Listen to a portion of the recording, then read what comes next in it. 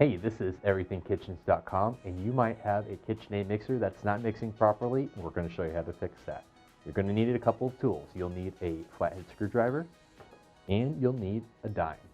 So the first thing we're going to do is a dime test, and all we have to do for this is you're going to drop a dime into your bowl, and you're going to have the mixing paddle attached with the bowl lift pushed all the way up.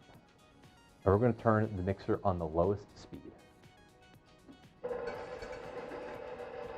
And if you see your dime moving a little too much, that means that your mixer is adjusted too low. And if you see the dime moving not at all, that means that your mixer is adjusted too high. So let's see how to fix that.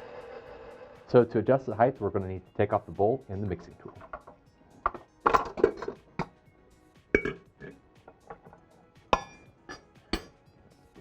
And we're going to locate this screw that is on the neck of the mixer.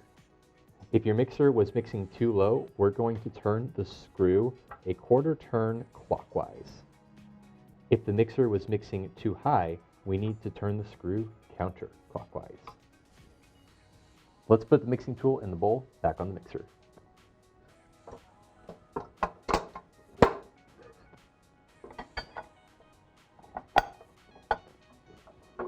After you've made the adjustment on the screw, do the dime test once more. If the dime is moving a little bit each time, the mixer tool height is appropriate.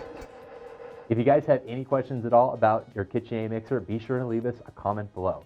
And if you like this video, be sure to give us a like and subscribe to Everything Kitchens on YouTube for more chef unboxings and chef help.